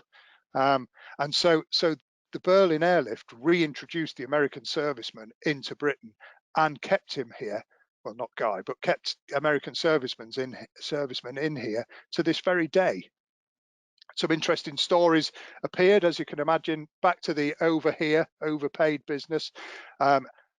Warrington, which was a local town to Burton Wood, the magistrates' court suddenly had a big problem with prosecuting prostitution because all the local, the ladies, should we say, from Liverpool used to would travel out to Warrington and frequent all the bars. The Americans. The Americans didn't want a scandal, although there was close to one on a number of occasions. And so the only thing the magistrates were permitted to charge the women with was not prostitution, but the possession of American bedding, whatever that's a euphemism for. So so whenever you see that, if you're researching any history in the courts in Warrington area, then that's what it means. But certainly the American serviceman was back, and the American Air Force was back in Britain to stay for the duration of the Cold War. It spawned the Ration Book Olympics. Just the 1948 London Olympics was also a symptom, if you like, or was impacted by the airlift, because all the rations. Britain was still on ration, and all the athletes that came over had to bring their own food. They were all billeted in old army depots and things like that. You can imagine the athletes of today, can't you, with that? But the Olympics went on, and they went on for a reason. They went on to show that people were getting back to normality. Some of you may remember Professor Magnus Pyke, who was a scientist who was famous in the 70s, 80s and 90s for his outlandish way of describing things. Well, Magnus Pyke was the dietitian for this, so he was part of the Ministry of Food. You know, there is masses of paperwork, as you would imagine, in the archive of the how come some people were eating steak you know, while other countries were only eating ham, and is this affecting their performance? Yeah, it's quite interesting. But it's an aim to get back to normality when actually there's anything but normality going on in Europe. In Britain, it spawns the Civil Defence Act. Everyone's familiar with the Warden and other things like that in the Second World War. Well, it was that organisation was stood down in 1945. 1948, it was resurrected, and civil defence as a voluntary organisation ran until 1968. It had a number of facets to it, including the welfare section, as you can see there, with ladies of a certain age handing out tea and soup and things like that. It became an integral part of the British passive defence system. It was abolished, as I say, in 1968, which is a bit of a shame, really, because we may have been able to use parts of it today. The Auxiliary Fire Service came into being at the same time, with arguably one of the most iconic Cold War things ever. Never mind the Vulcan bomber or V-Force and things like that. It's the Green Goddess. This is not a fire engine; it's a pump. I get told off when I say it's a fire engine, but it's a mobile pump on a Bedford chassis, and these were utilised up until the 1990s and kept in storage until about 1994. And some of them are still lurking today, mostly at car shows and things like that. But the bottom line is there's quite a need for to see these, and they're quite an iconic aspect, as you can no doubt agree. Probably the most important, though, was the formation of NATO in April 1949. NATO was an American-sponsored initiative which said that of all the nations that have joined, and there's a series of flags on the right-hand side there that give you an idea of who they were, will work as a protective coalition. The North Atlantic Treaty Organization continues today, and interestingly has more of an aggressive has had more of an aggressive role in the world since the Cold War, with Yugoslavia and various places such as that. But its initial concept was that an attack on one of the countries there, or a member state, would mean an attack on all. And what this brought billions and billions of American dollars and hardware into Europe, and allowed countries that had smaller defense budgets to operate in certain theaters. So whilst we had a big army footprint in Germany and things like that, we had two roles in NATO. One was the nuclear strike, so the original aspects being the V-Force with the blue steel, but also anti-submarine and anti-shipping with the Nimrod force and such like. So this became a massive coalition against any further Soviet aggression. And a few years later, of course, we end up with the Soviets forming the Warsaw Pact, which is exactly the same. So we end up with two massive blocks stood facing each other down for over 30 years. And that is a key legacy of the Berlin Airlift. So I hope that's been of interest. It's a complex subject to summarize, it has to be said, but I hope you realize that actually there is a start to the Cold War. We don't just trip from one to another. There has to be grumblings, but the Cold War proper really starts with that endeavor. But more importantly, what the Berlin Airlift shows us is that once aggressors can bury the hatchet, and people can become people again after such horror and misery as wrought in the center of in Central Europe and across the Soviet Union. And whilst we end up with an ideological war of east facing west, the airlift itself really sets the tone for superpower relations, where it's more, in the case of the Americans and the Soviets, certainly, it's more a case of standoff. Cuba is a standoff, various other places are a standoff as well. It's only later that insidiously we end up with the phenomena that the Cold War provides us, which is war by proxy, where Afghanistan is a key example of that, although it becomes quite a hodgepodge of political involvement and not, and then troop involvement and not. But think about South America, think about Africa, and places like that. They've suffered at the hands of both East and West, and most of those conflicts are still not settled today. And that is still the tangible effect of what happens in 1948, I believe. Okay, so thank you very much for listening. I hope some of you are still awake. And over to Maddie. Thanks very much, Bob. That was brilliant. I think everyone will agree. That was really, really interesting. So we've got a few questions from your audience. Yeah, So certainly. what I'll do is I'll just in no particular order just fire them at you, and if you would like to provide an answer, that would be fab. Yeah, certainly. So the first one we have is going back to actually the film we watched at the start, where Yeah. it mentioned that there were 43 aircrew casualties during the lift, and I wondered if you could tell us what caused those casualties, if we know what caused them. Well, certainly there was the crew of the York, as we saw there. There were a number of other aircraft crashes as well, caused about 2/3 of those. But as I say, the ground crew were not immune from accidents as well. And as I say, there was quite a sizable number. Well, like I say, 8 or 9 chaps killed in the back of a truck by when a aircraft. I'm not sure if it was a York. Anyway, taxied up the back of the truck because it couldn't see, the York crew could not see where the truck was, and the propeller was turning and it just minced the back of the truck up. And of course, the chaps that were sat in the back of the truck had no chance, no chance at all. Yeah. Okay. So that was. Thank you. So next question is, so how were the Soviets persuaded to share Berlin with the Allies? Yeah, well, there's an interesting one.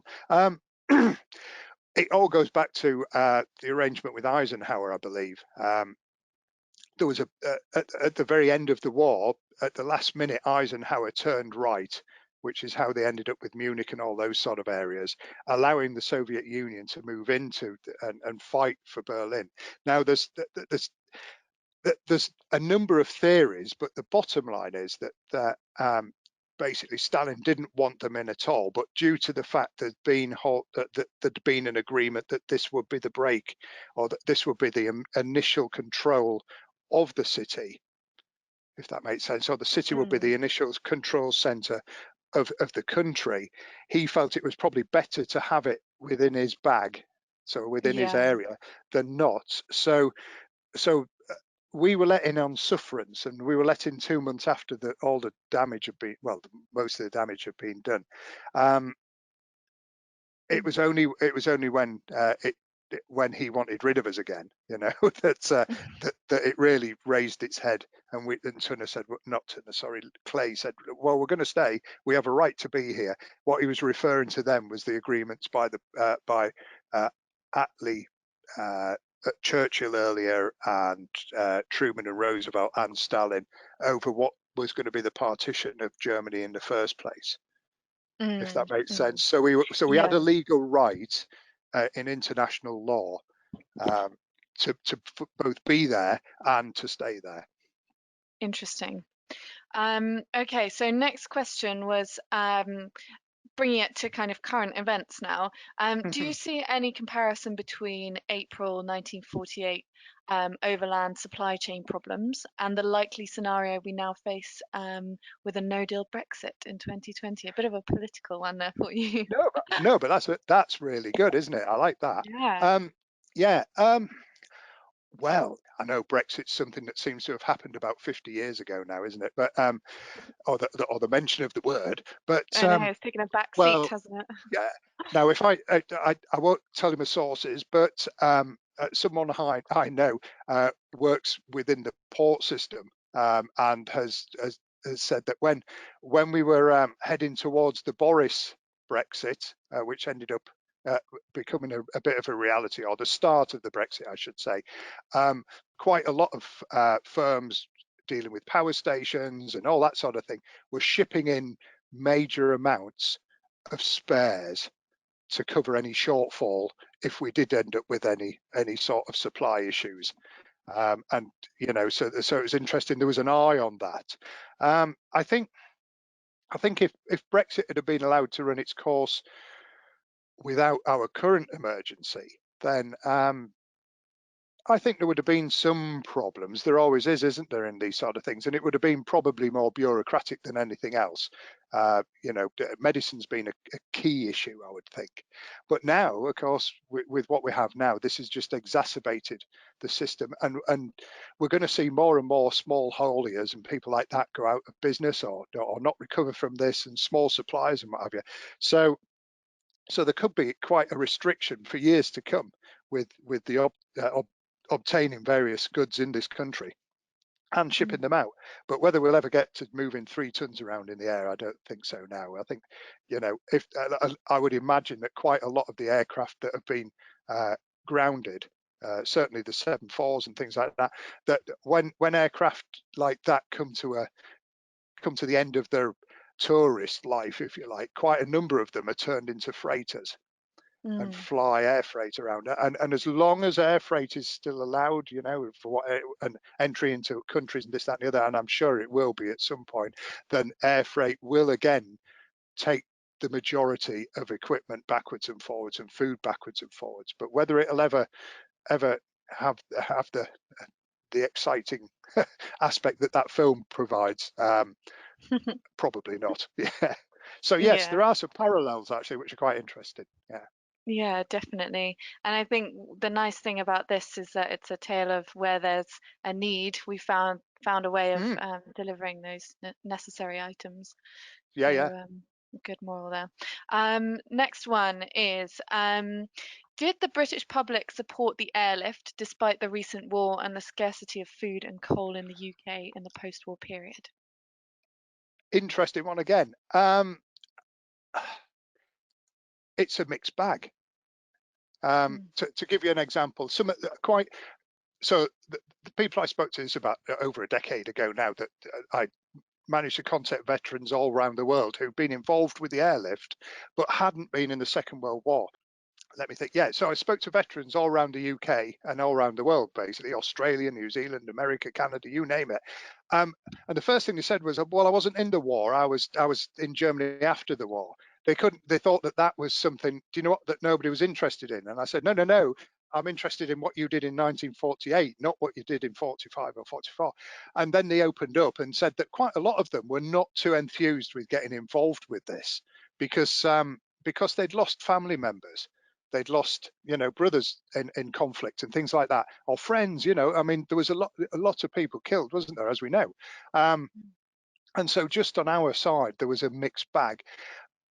But what was interesting was that when those guys got over there and saw the devastation that had been wrought, they suddenly realized that just basic humanity dictated that they shouldn't be awful to the original opposers. They should, you know, they should muck in and see what they could do. And one chap said, he said, I was on the way to my RAF station.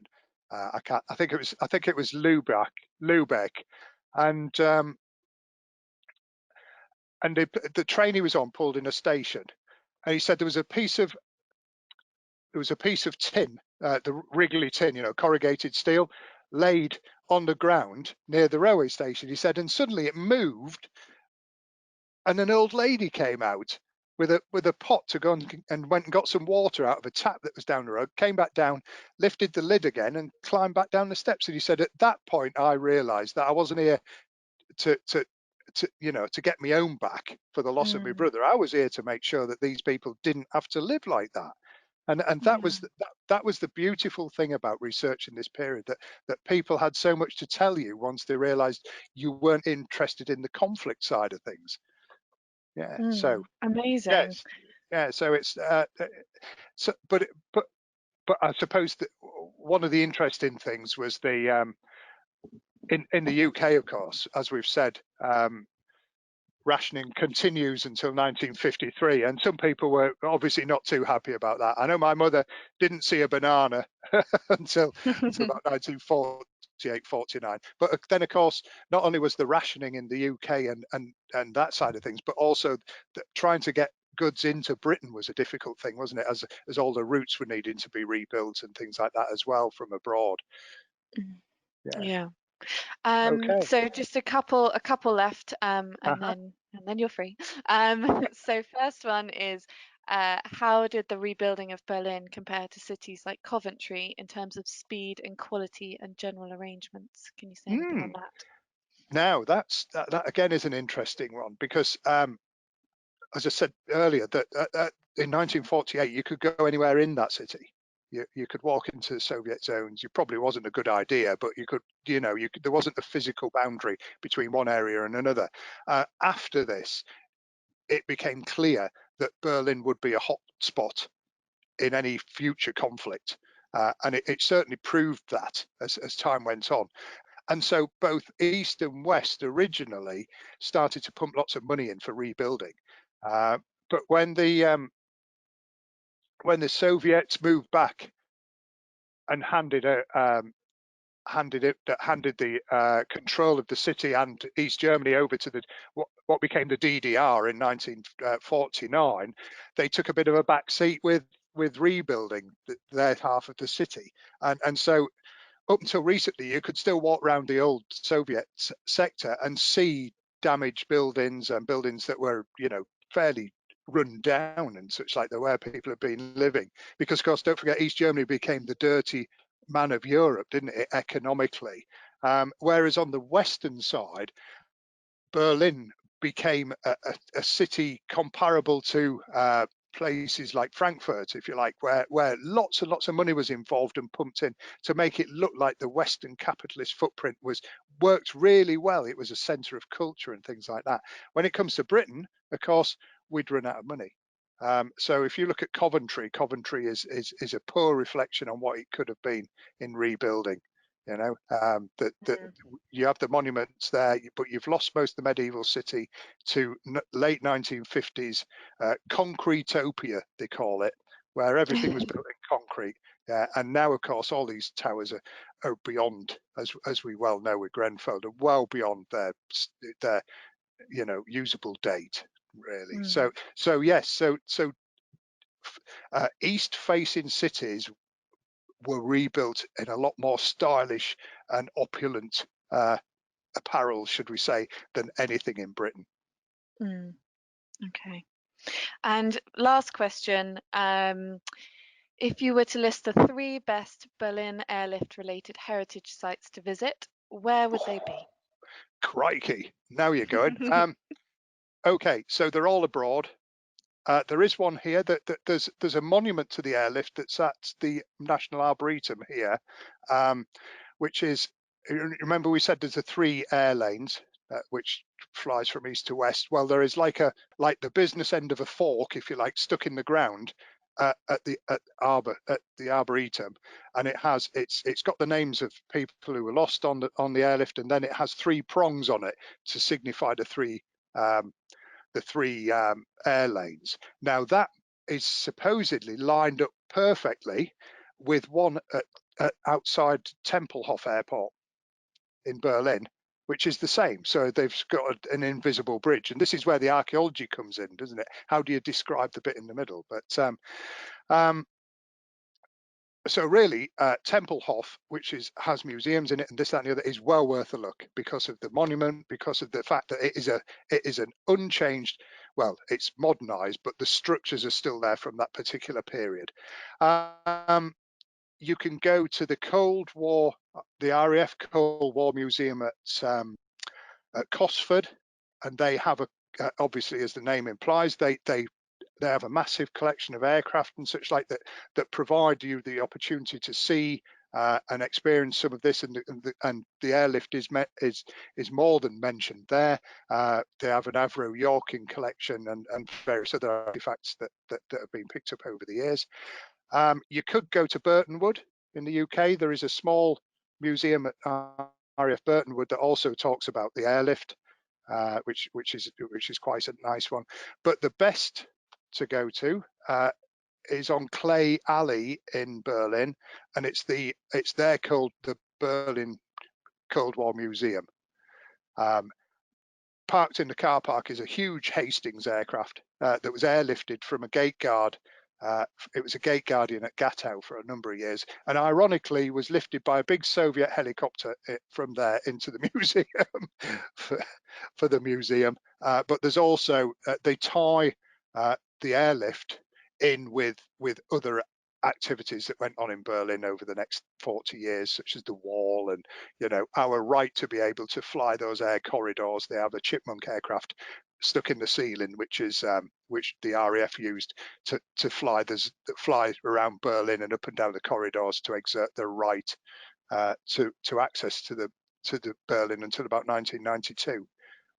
So that's the collection, as far as I'm aware, anyway.